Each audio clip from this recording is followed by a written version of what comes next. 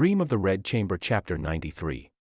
Today, we are diving into a wildly chaotic 24-hour period in the life of this ancient, massively powerful aristocratic family. Oh, the Gia family. Mm. Yeah, their daily operations are just fascinating to unpack. Seriously, I mean, we are plunging straight into a world where covering up a violent, bloody extortion racket is, just another Tuesday morning. Exactly. Mhm. But at the same time, being a genuinely honest person will literally get your entire bloodline ruined. Right, your family name just erased from high society entirely. It's brutal. Exactly what this single day tells us about, well, the mechanics of power. And the terrifying weight of a guilty conscience, too. Yes, and what happens when a massive empire, or in this case a noble family, just begins to rot from the inside out? It is a phenomenal text to explore, honestly, because it operates as this absolute masterclass in institutional decay. That really is. Like, we aren't just looking at a soap opera of the historical rich and famous here. No, definitely not. We are examining the precise, really granular mechanisms of how a massive organization struggles to maintain its facade when the actual foundations are crumbling. We'll connect a bunch of seemingly isolated events. Yeah, the source throws a lot at you all at once. It does. We've got a stolen cart of winter rent on a muddy road, a beautiful actor mesmerizing this elite audience, a spooky dream about skeletons, and a scandalous viral poster slapped onto a front gate. It sounds chaotic, right? But when you look at the underlying architecture of these events, they all reveal one unified theme. Which is what? The desperate, exhausting maintenance of reputation or face over actual substance. And what is so striking to me is how familiar the mechanics of this society feel. Oh, absolutely. The parallels are everywhere. The tactics this family uses to manage their scandals, suppress bad news, and, protect their brand. Yeah, it looks uncomfortably similar to how institutional PR crises are handled right now. It really does. So let's just dive right in. We have to start with the first major crisis of the day, which kind of sets the baseline reality for everything else. Highway robbery. Exactly. We are introduced to the family's rent collectors. These guys have traveled from Haugia village, bringing all this agricultural wealth that the Gia state needs for the winter. Right, the October rent. It's a huge deal. But they arrive empty-handed, and they are literally beaten and bloody. Yeah, they've been the victims of an actual highway robbery. Okay, let's unpack this, because the specifics here are wild. The details of this robbery are so vital to understanding the world outside the estate walls. Right. Because in this agrarian-based aristocratic system, this isn't just like a casual delivery of spare funds. No, it's the lifeblood of the estate. Exactly. It's the grain, the livestock, the raw materials they need to literally survive the harsh months ahead. But well before they reach the safety of the capital, the convoy just gets intercepted. And not by bandits, which is the crazy part. Right. It's the local government guards, the yamen guards, who are essentially the muscle for the local magistrate. Yeah, they just arbitrarily seize 2 entire carts of the family's rent goods. And they don't just commandeer the carts with, some fake paperwork. No, they physically assault the cart drivers. They beat them bloody when the drivers try to protect the property. See, that seems completely backwards to me. How so? Well, in a society so rigidly defined by class and hierarchy, how does this happen? The source makes it abundantly clear that the Gia family are elite nobility with immense political leverage. Oh, they have massive power. So if they are so powerful, why are low-level government guards bullying their staff on the public highway? It's a great question. Shouldn't the mere mention of the Gia family name act as this, impenetrable shield against local thugs? You would naturally assume that, sure. Mhm. But the reality of geography and bureaucracy kind of changes the rules entirely. Really? Well, out on the muddy provincial roads, miles away from the manicured gardens and the political center, raw, immediate physical power trumps a distant aristocratic title. So it's just about who has the swords in that exact moment. Exactly. The guards operating on the highway are just conducting a basic shakedown. Right. In the heat of the moment, they don't care whose card it is. Or at least, they deliberately pretend not to care until they are officially challenged. Because the rent collector does try to warn them, right? He does. He explicitly tells them, hey, this is the Gia family's rent. This isn't some merchant's cart. But they just ignore him. Yeah, because in that specific geographic isolation, the guards hold the monopoly on violence. They take what they want because they have the weapons. And they're betting that the bureaucratic friction required to punish them is just too high for anyone to actually bother. Precisely. It's a calculated risk. So it's essentially a stress test of power. That's a great way to put it. They are betting that the cost of fighting back is higher than the value of the 2 carts. But the source provides this incredibly dark detail that shows just how calculated this violence is. The contrast with the merchants, right? Yes. The rent collector mentions that, yes, the Gia servants were beaten up, which is a massive insult. Of course. But the regular merchants, the traveling businessmen who are sharing the road but don't have a wealthy patron, Oh, it's horrifying how they are treated. they were treated so much worse. The guards didn't just take a fraction of their goods, they threw the merchants' entire livelihoods right into the dirt. They operated with absolute, terrifying impunity. Yeah, the text says if a common merchant even dared to speak up to defend his property, the guards beat him until his head was broken and bleeding. That contrast really highlights the brutal, unspoken hierarchy of the world outside the estate. It's so dark. The Gia family servants suffer, yes, but their suffering is mitigated by the shadow of their master's status. Right, the guards take 2 carts, not the whole convoy. Exactly. They beat the servants, but they don't kill them. But the common merchants have absolutely no institutional recourse. None. They are treated as prey. They exist completely outside the protection of the elite network. Which makes them entirely disposable to the local enforcers. Yeah, and this brings us to the resolution of the conflict, which really exposes the true nature of how justice operates here.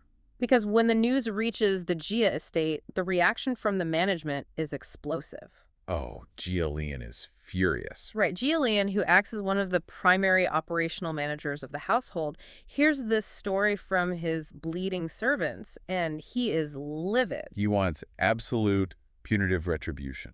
He demands a formal letter be drafted immediately to the local magistrate. He wants his fixers to go down there, demand the carts back, and ensure those specific guards are severely punished. But that's not how it plays out when they actually get to the government office, is it? No. When his people arrive, they are intercepted by the magistrate's gatekeeper. And the way this gatekeeper handles it is just a masterclass in bureaucratic deflection. The gatekeepers is essentially the operational bottleneck of the local government. He understands exactly how to manage elite outrage. He totally neutralizes the threat. Right, he intercepts the complaint before it ever reaches the magistrate's desk. He essentially says, please, do not escalate this to the boss. Exactly. He claims the magistrate knows absolutely nothing about this interception. There was no official warrant. Just rogue, lower-level enforcers acting wildly out of turn. Having established that plausible deniability, the gatekeeper then proposes a settlement. A secret settlement. Yeah, he promises to return the 2 carts and all the stolen goods secretly, under the cover of night, immediately. But there's a catch. A big one. The Gia family must agree not to make a formal fuss. Handle it all off the books so the magistrate remains blissfully unaware of the corruption. So we know from this that the family solves problems by making evidence disappear quietly. That's their primary operational mode. But let's look at the actual transaction happening here. The Gia family gets their property back. The gatekeeper avoids a catastrophic political fight. Right. But the guards who actually committed the violence, they don't get punished publicly. They keep their jobs. Which means the system itself remains entirely intact. It's the definition of symbiotic corruption. Exactly. The Gia family secures their refund exclusively because of their elite status. But by accepting this under-the-table deal, they implicitly agree to let the extortion racket continue. They secure their own exemption, but stay entirely silent about the racket itself. And the people who pay the price for that silence are the common merchants. The ones whose goods are still rotting in the mud, right? Yeah, the ones whose heads are still bleeding on the side of the road. Because if the Gia family had pushed the issue formally, they might have dismantled that checkpoint entirely. Which would have inadvertently protected the merchants. Wow. So by taking the quiet deal, the Gia family essentially validates the guards' behavior toward everyone else. The elites protect their own privilege, ensure their supply chains are whole, and leave the rest of the world to suffer the violence of the state. It is a completely closed-loop system of privilege. It really makes you wonder how the people orchestrating these backroom deals sleep at night. Well, the source material transitions beautifully to answer exactly that question. How do they justify it? They build highly curated, sensory-rich, cultural bubbles that physically separate them from the muddy, violent reality of the streets. Right. Because while the fixers are negotiating over beaten servants, the young heir of the family, Bao Yu, is attending this elite theater party. At the Lennon Earl's estate. It is an entirely different universe. It's designed specifically to keep the harshness of the outside world at bay. The contrast is completely intentional. You move from the dirt and blood of the highway to an environment of absolute engineered refinement. The source painstakingly details the exclusivity of the guest list, right? Yes, the rigid etiquette and the overwhelming sensory experience of the performance itself. They are listening to highly complex styles of opera. Slow, poetic melodies alongside these vibrant, percussive regional styles that demand immense vocal control. It's an oasis of culture. And stepping into the center of this oasis is the actor, Lian. Oh, the visual description of him is mesmerizing. It really is. It paints him with a face of powdered perfection, lips like vermilion. Standing out like a fresh lotus rising from a still pond. Or a jade tree swaying gently in the wind. It's almost supernatural aesthetic beauty. But looking at the social mechanics of this world, something about his presence doesn't quite add up. Right, because in a society rigidly defined by birth, an actor is fundamentally considered a lower-class citizen. Exactly. They are entertainers, legally closer to property than to the aristocrats they perform for. So how does this actor command such total hushed reverence from a room full of nobles? That contradiction is the absolute core of his power. Tell me more about that. Well, in strict legal terms, Jang Yuhan is at the bottom of the ladder. But inside that theater, he completely subverts that expectation through his artistic mastery. And his carefully cultivated personal independence. Yes. The aristocrats aren't just watching him. They are actively gossiping about his personal life. The Whisper Network is buzzing with the fact that he has actually leveraged his talent into tangible financial independence. He isn't just a kept entertainer. He bought his own properties. Wait, he owns commercial shops in the city, right? Yeah, 2 or 3 of them. He has achieved economic sovereignty in a system explicitly designed to keep people like him dependent. Here is where it gets really interesting, though. His romantic life. Yes. The most subversive piece of gossip is that Yang refuses to marry just anyone for convenience. He firmly believes marriage is a profound, lifelong emotional commitment. And he simply does not care about a potential partner's rank. Highborn, noble, commoner off the street, it doesn't matter to him. His only requirement is that his future partner matches his own artistic and emotional depth. He is holding out for a true equal, which is incredibly radical. It completely flips the script on the power dynamics. Huh. Out on the highway, rank and physical muscle meant everything. But in this theater, the supposedly lowly actor holds the ultimate emotional high ground over the elites. He enforces strict personal boundaries and outright refuses to bow to the societal pressure of arranged marriages. He possesses this intense authenticity that the nobles who are all trapped in strategic marriages completely lack. They're fascinated by him because he is free in a way they never will be. And that display of pure authenticity hits young Baoyu with the force of a revelation. Baoyu's just completely transfixed by the performance. It's a play roughly translated to occupying the Flower Queen. Right, and the text zeroes in on one highly specific emotional beat. Jiang Yuhan is playing a character gently tending to a drunken courtesan. And the source notes his ability to perfectly project the feeling of tender, protective love. A specific cultural concept of pitying the fragrance and cherishing the jade. Baoyu isn't even looking at the actress. His entire focus is locked onto Jiang Yuhan. Baoyu is witnessing something he rarely sees in his own home. Genuine, uncalculated emotion. And this leads to a massive philosophical epiphany for him. It does. The text states his mind is drawn to a classic Confucian text, the record of music. He recalls that foundational principle. Emotion stirs within and so takes form in sound. When sound takes on structure, it is called music. That concept is beautiful, but let's break down the mechanics of what Baoyu is actually realizing here. Okay, let's look at his environment.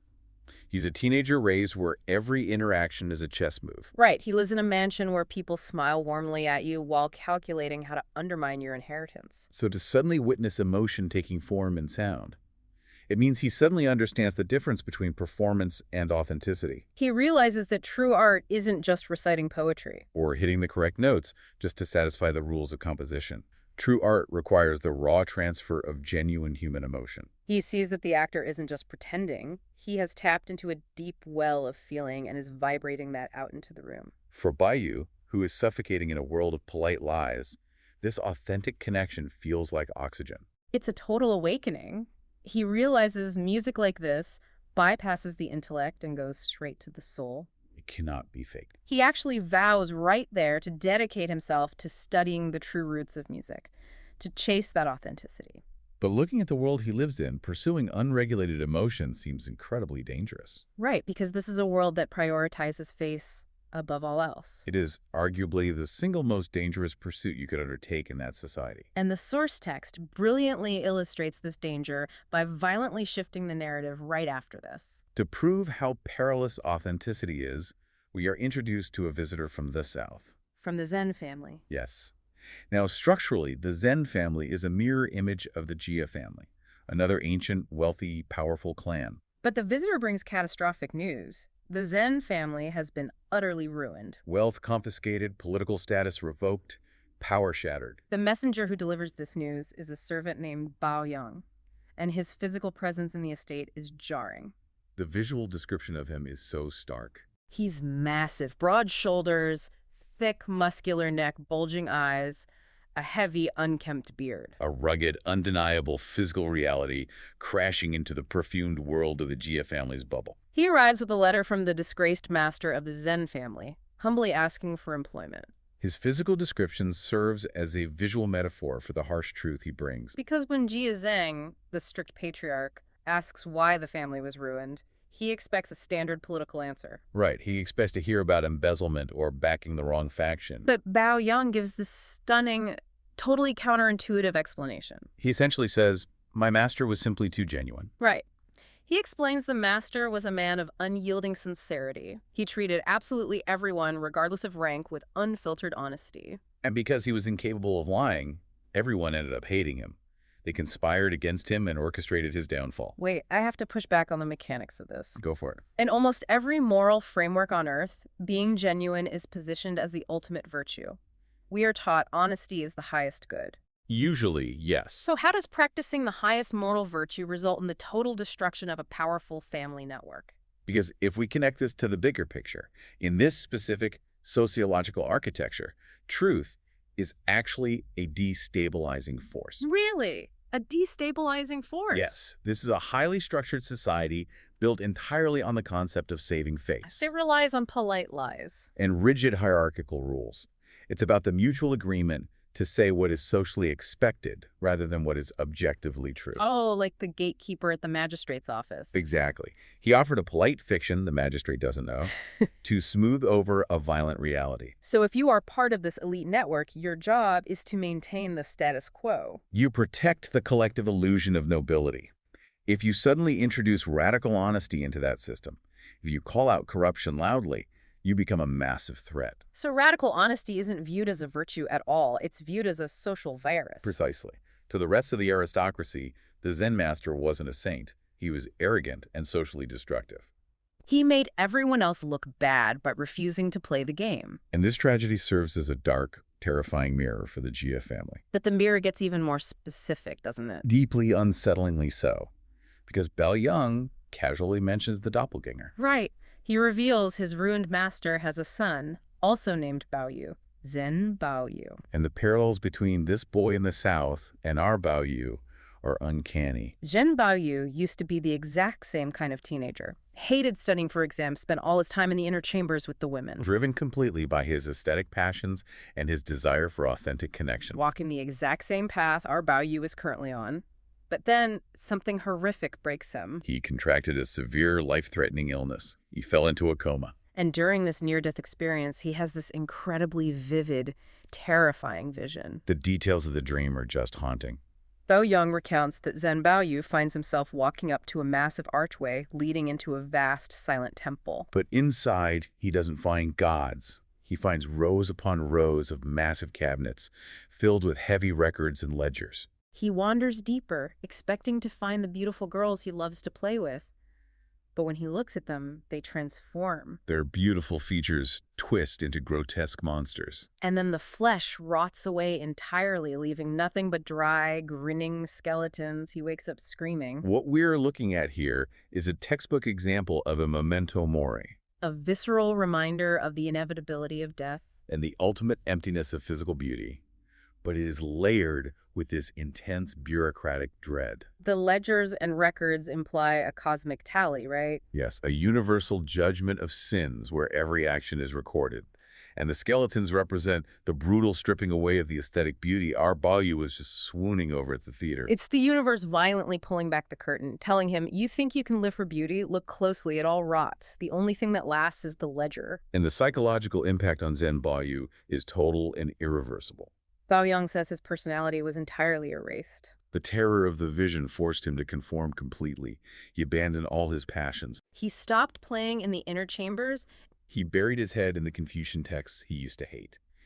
And you can totally imagine Jia Zhang, our Bayu's strict father, listening to this and quietly thinking, I would give anything for my son to have a terrifying skeleton dream so he would finally start studying. Oh, absolutely. Like the father. It creates an impossible bind, and the supreme irony is that while the Zen family fell because they were too honest, the Jia family is surviving precisely because they are masters of deceit. They are incredibly skilled at hiding their sins. But as we move into the evening, that carefully maintained facade is about to crack wide open. We transition from the abstract fear of cosmic judgment to a very literal, immediate scandal. While the patriarchs are discussing the fallen family, the outer courtyards are descending into total panic. Servants are frantically whispering, terrified to speak at normal volume. Someone has pasted an anonymous poem right on the family's front gate. It's a massive breach. I mean, imagine if a junior employee at a huge corporation sent an anonymous whistleblowing email outlining a federal crime and CC'd the entire company and the press. That is the exact level of institutional panic happening here. It's a direct public attack on the family's face. And airing dirty laundry on the front gate is essentially an act of war in this society. The poem itself is written as a riddle, right? Yes, a common literary device. Mhm. But it's a riddle absolutely everyone instantly understands. It uses a technique called chaiji. Exactly, which involves breaking down Chinese characters into their component parts to secretly spell a name. Let's look at the mechanics of the riddle because it's brilliantly obvious. The poem combines the character ji, meaning west, and bei, meaning shell. Written together, they form the character Jia, the family's surname. Then it takes cow, the grass radical, and jin, meaning an axe or weight. Stack those together, and you get chin. So without legally naming him, the poster is screaming the target, Jiakin. Now, Jiakin is a younger, marginal member of the extended clan. He doesn't have Bayou status, but he recently got a very sensitive job, He was appointed to manage the operations and finances of the Watermoon Priory. which is a religious sanctuary for young nuns and Taoist girls, fully funded by the Jia family. It is intended to be a place of absolute purity and spiritual dedication. But the anonymous poem outlines explosive accusations. It publicly declares this unworthy descendant is turning the sanctuary into a chaotic den of prostitution and gambling. It claims he is using his authority over their stipends to coerce the young girls. Turning the prestigious mansion into a public laughingstock. And the source material provides a deeply disturbing flashback to detail exactly how this rot took hold. It explains that as the young girls in the priory grew older, Jia Qin, who views himself as the sophisticated romantic, began preying on them. He first tries to coerce a specific girl named Fang Guan. But she fiercely resists him. She actually takes her vows seriously and refuses to be intimidated. Which is a rare flash of integrity. Yeah. But because she resists, Jia Qin simply pivots to easier, more vulnerable targets. He moves his attention to a young nun named Qingxiang and a Taoist girl named Hexian. And the text paints this sleazy, claustrophobic picture of how the abuse is normalized. It's mid-October, freezing cold. Jia Qin travels there under the guise of delivering their monthly allowance. But instead of dispersing the funds and leaving, he brings in fruit wine. He gathers the girls into a private room and suggests they spend the night drinking to stay warm. It is a calculated grooming process. And when the sheltered girls admit they don't know the complex poetic drinking games of the elite men, he dumbs it down for them. They start playing rowdy finger-guessing games, doing straight shots of wine. They completely abandon their religious disciplines, their prayers, and the legal separation of sexes. It escalates into a full-blown, illicit drunken party inside a monastery. And what's genuinely horrifying is how casually the text describes the environment. Where are the adults? Where is the supervision? The older nuns, who are supposed to protect these girls, don't even attempt to stop it. One of the senior figures essentially waves it off, saying, Let the kids have their fun. Whoever wants to keep the young master company later tonight can do so. It is a total institutional failure. It's so disturbing. I really want to emphasize the gravity of this specific desecration. In their world, this isn't merely a sex scandal or financial mismanagement. It's the literal defilement of a sacred space. Orchestrated by a member of the very family that claims to be its pious protector. It is a glaring showcase of the moral rot of the younger generation. The institution designed to uphold virtue is actively facilitating the exploitation of the most vulnerable women under its care. So, this anonymous poster has just ripped the lid off a scandal that threatens the entire family's moral authority. Which brings us to the final, and frankly, most chilling section. Because the true test of any massive institution isn't whether terrible things happen under their watch. Corruption happens everywhere. The true defining test is how they react when the undeniable truth finally comes out. When the evidence is on the front gate, do they clean house or do they bury the bodies to protect the brand? The reaction of the Gia family provides a definitive answer. It's a cold, calculated masterclass in self-preservation. Where human lives are treated entirely as disposable liabilities. So what does this all mean when management finally gets the news? Let's track how this travels up the chain of command to Wang Shifeng. Ah, Wang Shifeng, the fierce, iron-fisted manager of the household's internal affairs. She controls the money and the discipline, but she also harbors a deeply dark past. When the frantic whispering reaches her, and she hears a poster has exposed a scandal in a priory, she goes into absolute panic. But she panics for entirely the wrong reason. Her reaction reveals the immense psychological burden of her secrets. She hears the word priory and instinctively assumes it's the Mantu Priory. Because earlier in their history, she accepted a massive illegal bribe to forcefully break up an engagement there. An action that directly resulted in the double suicide of the young couple. It's a monstrous crime she's kept entirely hidden. So when her maid, Pinger, accidentally misspeaks and says the scandal involves the Mantu Priory, Shifeng's reaction is a violent physiological breakdown. the text describes it so viscerally. The realization that her darkest crime is exposed hits her nervous system like a hammer. She literally freezes in place. She loses the ability to speak. The sheer terror causes a massive rush of heat to her head, her vision blacks out, she begins coughing violently. And then she throws up a mouthful of fresh blood. It is a shocking physical collapse. It perfectly illustrates the physical manifestation of the psychological toll we discussed earlier. Maintaining a web of lies while secretly knowing you are corrupt to the core destroys a physical body. The blood she coughs up is the literal weight of her guilty conscience.